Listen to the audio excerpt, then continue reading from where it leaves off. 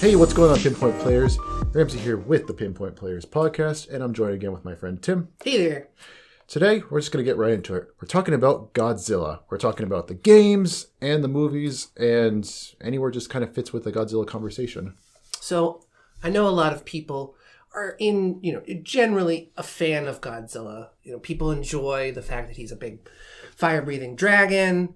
He destroys a lot of things. He's the hero, but he can also be the villain. There's a lot to digest about Godzilla. So we're going to go through some short periods in the game. We're going to talk about how they relate to the movie sometimes, and where it is sitting today. Yeah, we're just giving our open dialogue, open thoughts just about the franchise as a whole, and things that I've played, things that Tim's played, and the movies that we've watched, and just kind of give our 2 cents on it. And didn't realize this, but the first Godzilla game was all the way back. I mean, the first movie was back in the 50s, right? Yes, it was. 1954.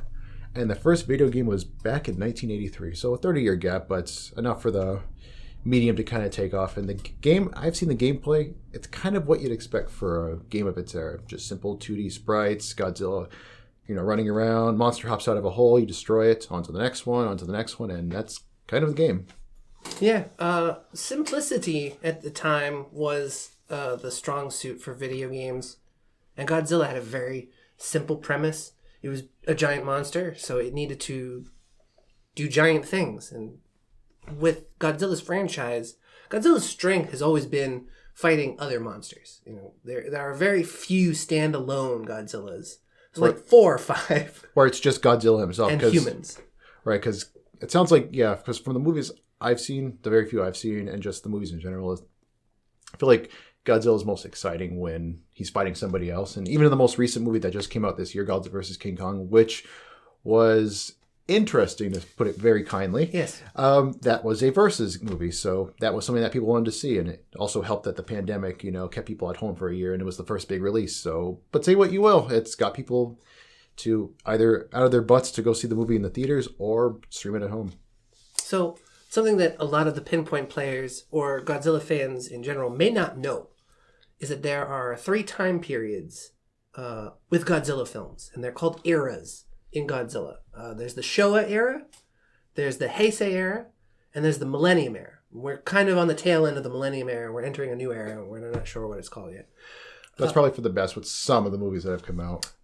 That's correct. We're not sure exactly where it's going, and it's kind of in a odd place, but the films started in 1954 with the Heisei era, and it was an era of educating Japan about the radiation that had been plummeted throughout their country because of the United States, and has offered it as a warning to the rest of the world that this is a horrible thing that occurred. It's a giant fire-breathing monster.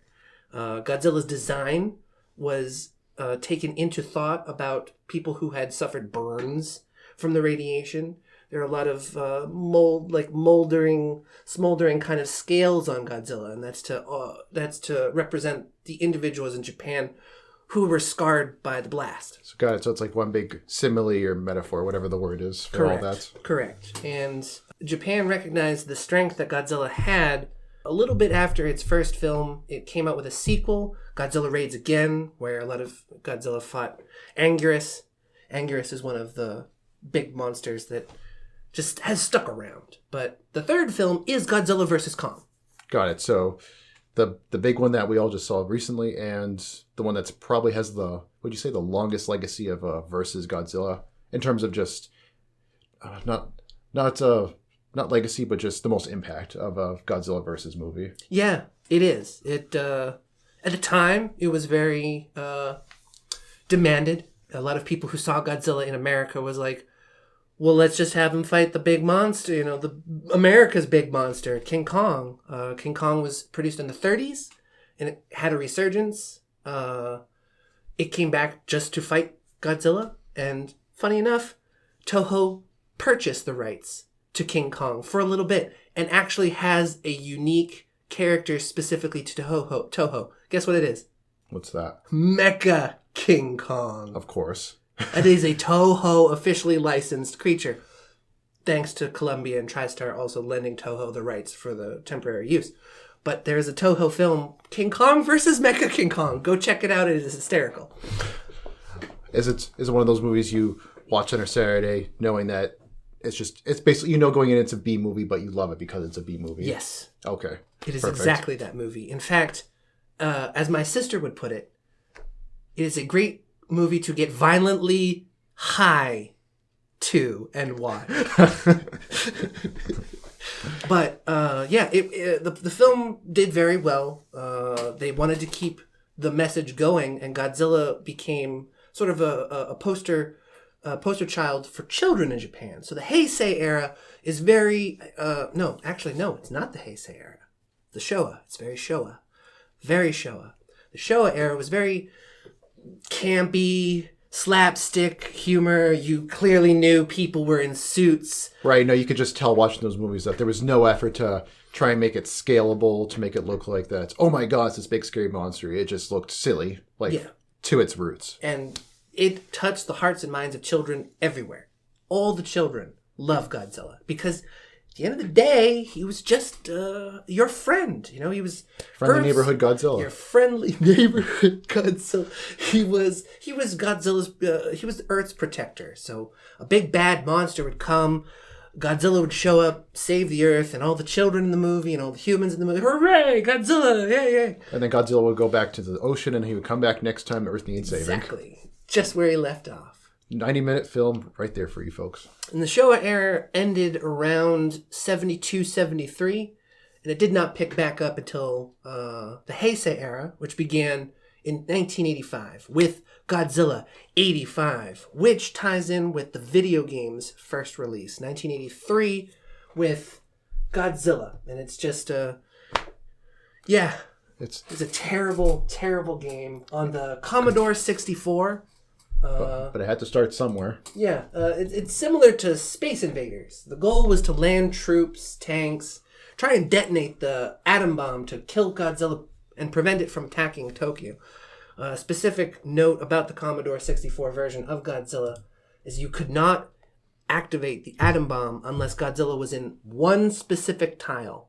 Because if it was in any other tile, you would nuke Japan, which was very ironic. Let's not do that again. Don't do that again. But it was perfectly timed. Games from that point on sort of became... So let me ask you... So there was a lull in Godzilla movies between the early 70s to the mid 80s? Yes, that's correct. Wait, so there was no Godzilla movie in that 13 or 14-year gap? Yes, that's correct. Any reason why? Just curious. I honestly... Licensing rights or anything like that? No, nothing about rights. Toho created and licensed all of the creatures that they used in Godzilla films, so there was no licensing issues going forward. A few other monsters in Godzilla's franchise kind of branched off and had their own thing. Mothra being the only one I can think of off the top of my head. Mothra has a trilogy all on her own. And from what I understand is when Godzilla got to a saturation point where there was just too much Godzilla out there, there's a brief... It was kind of like Westerns. It was just, people were kind of like, all right, let's kind of taper it down for a little bit. Exactly. You got too oversaturated with Godzilla. You were getting Godzilla up your wing wong or your yin yang. What would you say? There was a Godzilla movie just every couple of years or so? Like, it was just too much, basically. Oh, It was like the same plot. Either Godzilla's good, saves the day, yay, or he's bad, or we gotta, nuke him and make him go back to the ocean. Well, he didn't start being bad until the Heisei era, which was in the 1980s. Got it. The people realized that, the Showa era was very campy and childish, and it appealed to children. So let's gotta reinvigorate Godzilla, make him really what he is, a giant, lurking, terrifying monster. So in the early 80s and in the early 90s, you got to see these Godzilla films that were, he's terrifying, he's a monster, and they're giant, scarier monsters out there. And the destruction was more pyrotechnical.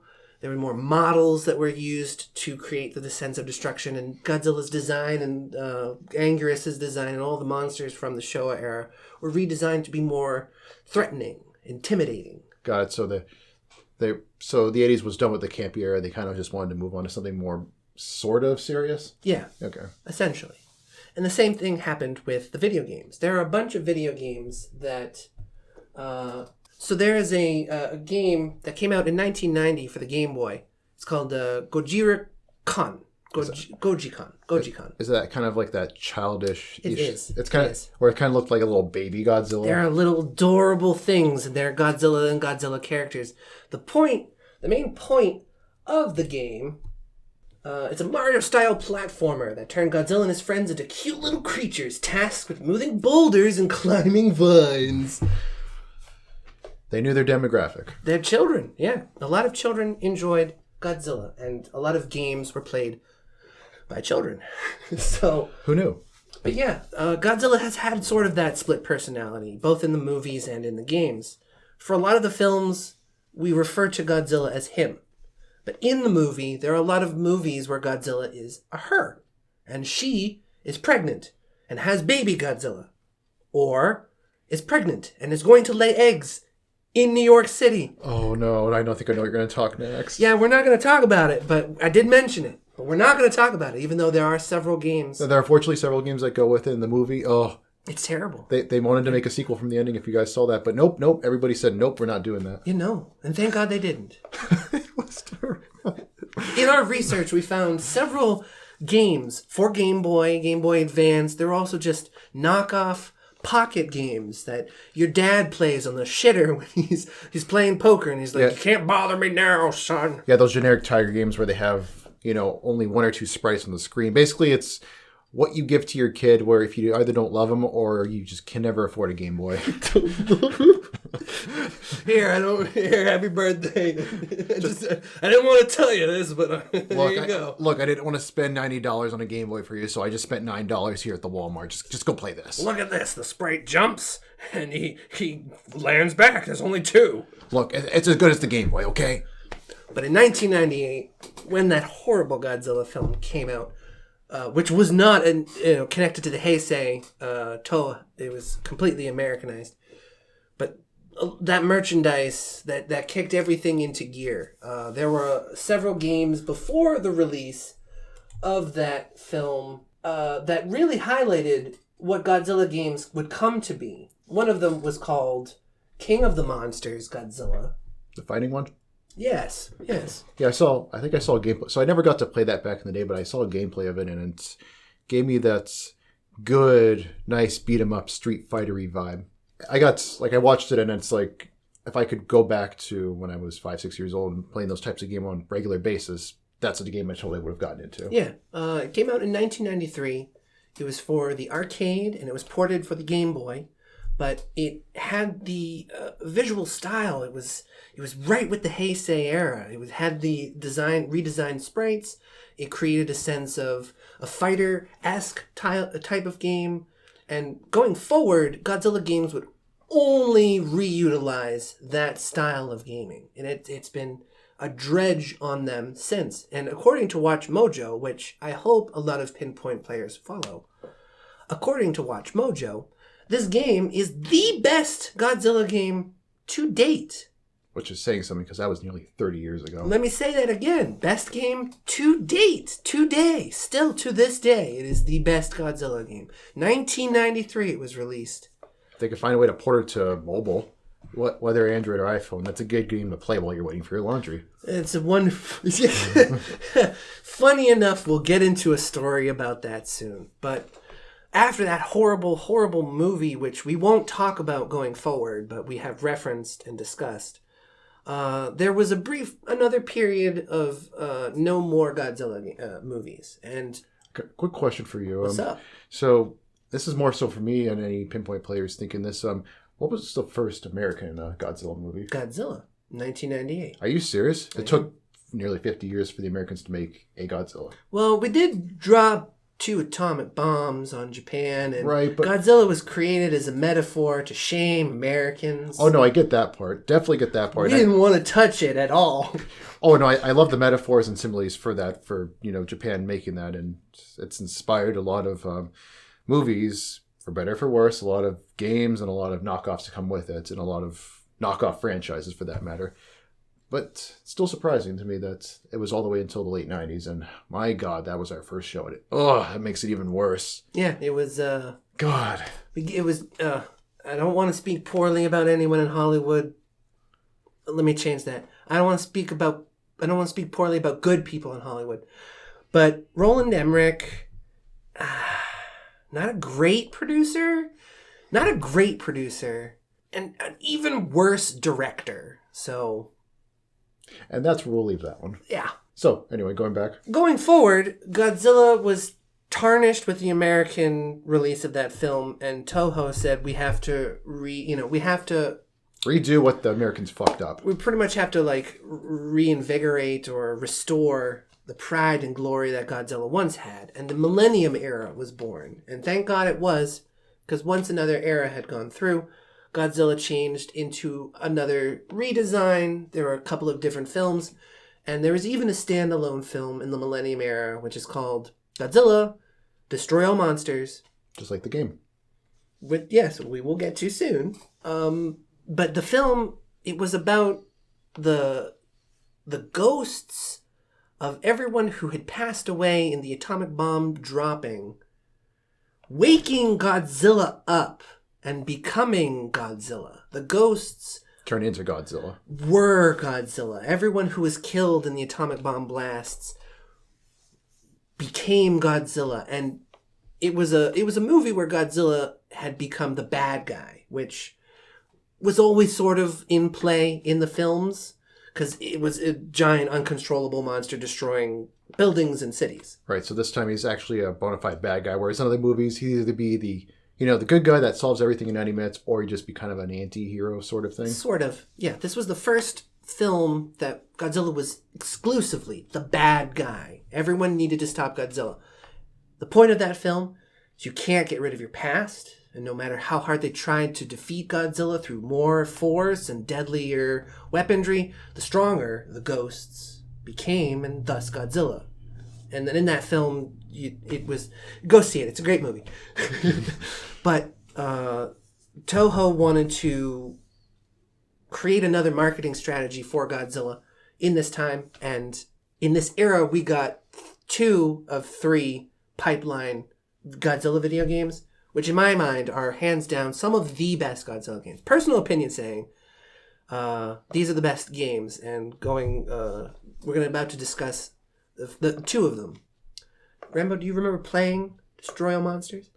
I never got to play it because as a kid, like in the 2000s, you only have whatever money that your parents give you, and you only have whatever games that your parents get you for birthday or Christmas, and in between, anything else is a bonus. But I did see gameplay footage on Toonami, because between commercial breaks on Toonami, that's a old-ass reference for you Pinpoint players. If anybody knows that, definitely let us know in some fashion.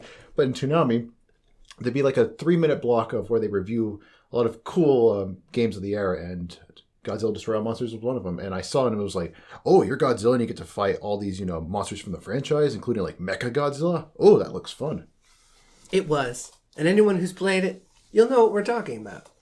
So the main point of Godzilla Destroy All Monsters, very loose story, which is very reminiscent to a lot of the Showa era films. That's the films between 1954 and 62, around that area. No, 72. 72, because Godzilla released King Kong in 72. Aliens have landed on Earth and have gathered up all of Earth's mightiest monsters to attack.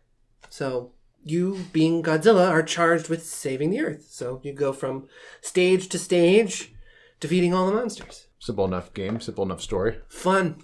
There are a couple of mini games in there, too, where you play basketball with Godzilla. Hey, that sounds kind of fun, actually. It does sound fun. It was a little difficult because of the orientation. But it was creative. It was ingenuity. It was innovative. It was wonderful to play. And, this was one of the very first games that you were in control of Godzilla. You were destroying, not in a 3D platform. You know what? I'm going to edit that again because, no, that is not true. There is a period between 1999 and 2001 where the Sega Dreamcast released 2 Godzilla games, and they're awful. I mean, graphics were terrible. The concept was there. So it aged like milk, basically. Yeah. It's like one of those games where you go back fondly and replay old games. That's not one of them, right? No. Okay. No. They were released on the Sega Dreamcast. They were supposed to save the Dreamcast from being annihilated. Nothing could save the Dreamcast. Nothing did. But one notable feature about these games is it had the American Godzilla as a playable character. And no one likes the movie, but man, everyone loves the creature. I don't understand it. It's strange. Very. But this was the only time, still to this day, only time that American Godzilla was a playable character in the video games. And as a Godzilla fan, I really want to get this out there. Make him a goddamn playable character in the next Godzilla game, because I don't know what it is about him. I just want to see him lose or get defeated, or I want to play with him and see how he does. But it's weird. I have a strong sense with him. Anyway, these two games, which were on the Dreamcast, didn't save the Dreamcast, but they created the concept for Pipeworks Godzilla games. The basic engine about it, essentially, was there was a stage, the buildings are in the stage were destructible, and you could control your creature in the stage from one camera viewpoint. So you'd need to adjust your camera and move your creature on two different remotes or joysticks. And would you say that's the one that started the whole trend of like destroy buildings, stomp, stomp, stomp, yes, go into an enemy encounter, beat him up, then stomp, stomp, stomp to your next one? Yes. Godzilla games have not really advanced beyond that. And it was very prevalent when they released the sequel, Godzilla Save the Earth. The only thing that was different with Pipeworks Godzilla Save the Earth was it had more monsters and a little bit of a more defined story. Same story, and Zillions came back and they're like, we got more monsters this time. It's like, great, this could have been a DLC package. But at the time, there were, I don't think there were that many DLCs. Was this early 2000s? This was, yes. So we're talking GameCube, we're talking Xbox, we're talking PlayStation 2. So the only way that would have been DLC would have been maybe, and I'm saying this loosely, maybe the PC, but this wasn't a PC release. No, it was not a PC release originally, but I think it was ported to a PC recently. I don't know. Regardless, there wasn't too much to this sequel to really mention other than the things that have already been attributed to Godzilla Destroy All Monsters. You walked around the stage, you defeated monsters, you destroyed the map to get points. There are small mini games here and there just to keep you playing. But going forward, Godzilla would really be the remainder of what Godzilla became in terms of games. That was one of the last console version games of Godzilla. After that, Godzilla would be, licensed to different games to be a part of the main story, but not be the main story. Right. The last one you think? I think the last one was the one that came out for PS3, PS4. Yes. It's just plain old Godzilla. Godzilla, yeah. It was released in Japan on PlayStation 3. It was brought over to America for the PlayStation 4. Was that to coincide with the movie release? Nope. Roughly. Oh, because they did release a Godzilla movie in, was it 2014 in the US? Yes, it was, yes. The second American Godzilla film was released in 2014. That game came out in 2016, I believe. Okay, so a couple of years. A couple of years after that. Same year as Shin Godzilla was released. Great movie. Won Japan's Academy Award for Best Picture. Ooh, nice. Very good film. I highly recommend it. So the Americans still can't make a Godzilla movie? No, they cannot. And I'm going to get to Godzilla vs. Kong very shortly. But, after Pipeworks Godzilla games, Godzilla became a mobile asset. It was relegated to mobile gaming around the same time as the microtransaction boom occurred. Godzilla just jumped in.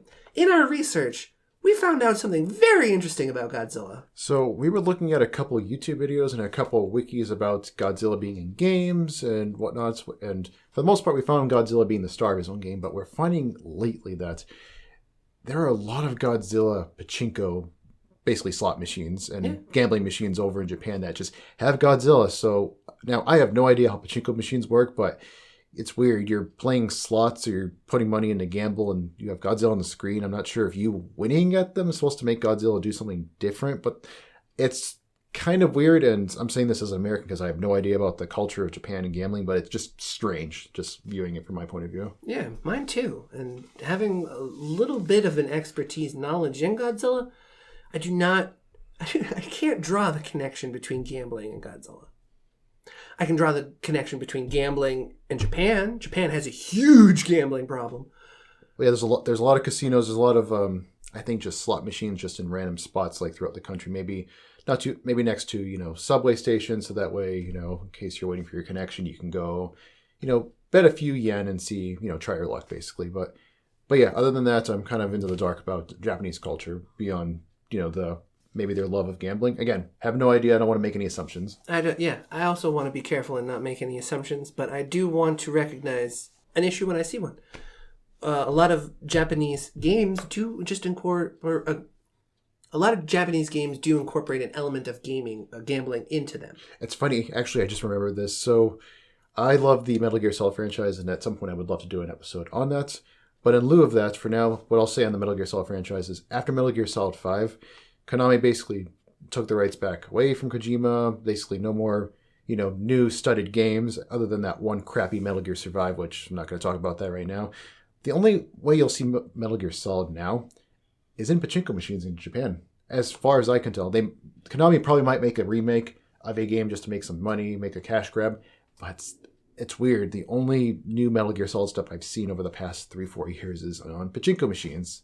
So it's like the same thing as Godzilla. So Wow. I guess this is a thing too. They're taking, loved like video game franchise, Japanese, franchises and just putting them on pachinko. No clue. Yeah, no clue. No idea. So psychologically, if I was to just look at it at face value, it's associating your favorite with gambling. So people have favorites. Metal Gear Solid might be someone's favorite game. To get them interested in gambling, they associate Metal Gear Solid with a gambling. I mean, I could say this much: if I was in Japan on a trip which I hope to go to at some point, but if I was in Japan and I saw a Metal Gear Solid pachinko machine, I'd probably go to it and try and play a round and just see what it's like. And then when I lose my money, I'm like, okay, well, I've had my fun, and then I'm done. I've lost money. I'm not interested in this. But yeah, it would be so weird. Like, who on earth would see Godzilla as a good luck charm? Like, I gotta play the Godzilla slot machine. That baby gets me money every time. Until I've lost it all. Until, Godzilla... Try again tomorrow. Hope not. But yeah, it was very strange for us to see that. But, going forward, it became more of a mobile asset, which, when we're talking about gambling, would actually make a little bit more sense because mobile games became more of a cash grab. Yeah, it's true. The last reference to Godzilla not being one of those mobile type games that I've seen recently is that one survival game. Oh, Death City and Shrouded Shadow. Yeah. Yes. So that one had Godzilla in it, but you didn't control Godzilla. You were a guy running through a city that Godzilla and some other monster was destroying, and you basically had to just go through the levels and just not die, basically. So for those who are curious, this game was not released in the United States. It was a Japanese exclusive released 3 years ago, and it combined a lot of kaiju and giant robots. It wasn't just Godzilla. It was Ultraman, Godzilla, Evangelion. All of Japan's hyped Godzilla, kaiju, and robots from famous animes, movies, they were all combined into this one fictional city in Japan where one singular human must escape the city without dying or being crushed. And it was a very interesting concept where you weren't in control of the monsters. In fact, that is one of the most authentic games in this genre, because you, as a human, would never be in control of the monsters. Right. And that's the beauty of this entire Godzilla game franchise part of the conversation, is that Godzilla's games, like ever since the early 90s, have followed only two formulas. That's one of them, the one that was rated the best, was that whole side-scroller, beat 'em up, fight monsters, maybe destroy a few things in the level. And then the other one being that stomp, fight a monster, stomp around, destroy the city. So this was fresh for the Godzilla franchise, and it's too bad it didn't make a North America release. I feel like somebody, or I don't know, the developers or the publisher should just release it on the Steam and just put it up there for like $10 and see if people buy it, because that's the cool thing. What's platforms like Steam, you take an old game, because that's happened lately, like the Command & Conquer franchise. Tim and I have been playing that recently, where they took a game that's over 20 years old, and the franchise has been kind of sitting around. No new games have been made for it in probably close to a decade, and they made a re-release, and people love it. So I guess what I'm saying is there's a platform, there's an audience for it, so it'd be kind of cool just to see how the game plays. But it would. What platform was it even for? Oh, it's PlayStation 4. PlayStation 4. So makes me think, can we import it? We might be able to. Is the PS4 region locked? I think they are, because I remember PlayStation 2 was region locked. All right, we'll have to look into this, Pinpoint Players. Yeah, it'd be interesting to see. But, so yeah, it was great to see an original idea involving Godzilla, and we'll look into that to see if it's region locked. But mobile games is where Godzilla is really alive today. There's no new Godzilla game planned. There actually is a Godzilla mobile game that was recently released worldwide. As of recording this episode last week, today is May 6th. It was released May 3rd. It's called Godzilla Destruction. It's available on Android and iOS. And it's essentially the 2016 Godzilla game for PlayStation 4. Just slimmed down to mobile.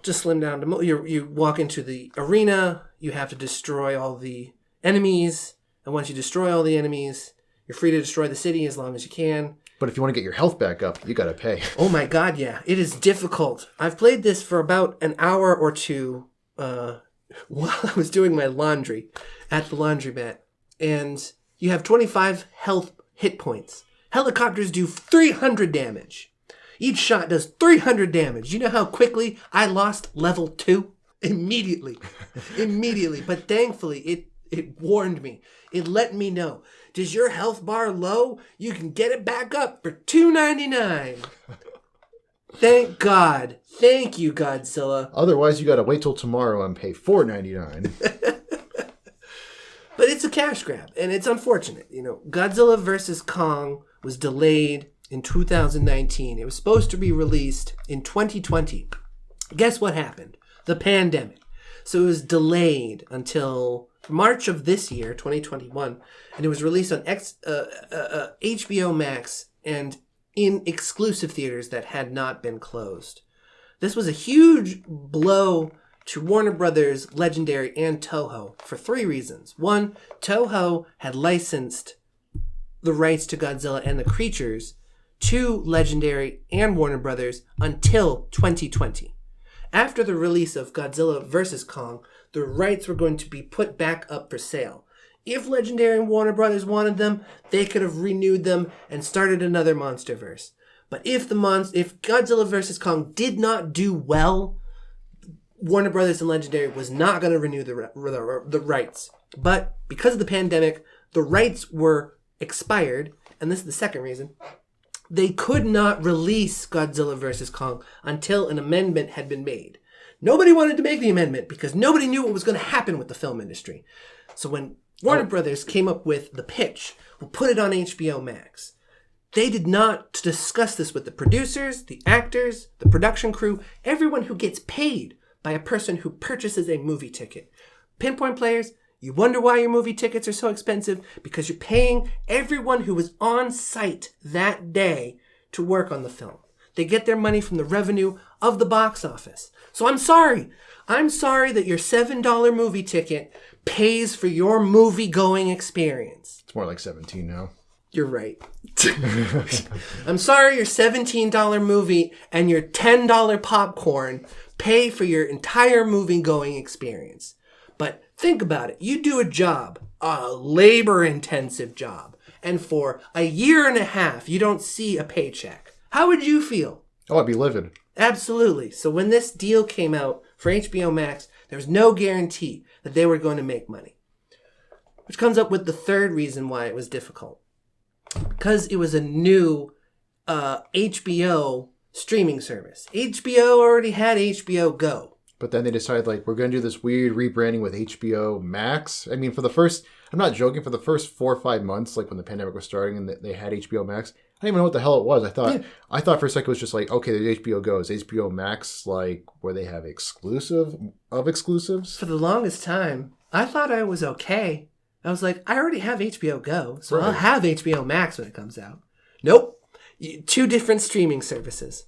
So no one knew if this blockbuster film was going to bring in the numbers that it needed to. And it did, sort of. A lot of people stayed home, subscribed.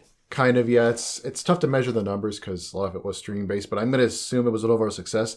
Now, the movie being successful, that is up to interpretation. But given what reviewers have said, given what you're probably about to say, given what our friends have said, it's a steaming pile of trash. Yeah, dude. So, a spoiler alert, because I'm going to get into a very important key story plot in the movie. So, heads up, spoiler alert if you haven't seen it.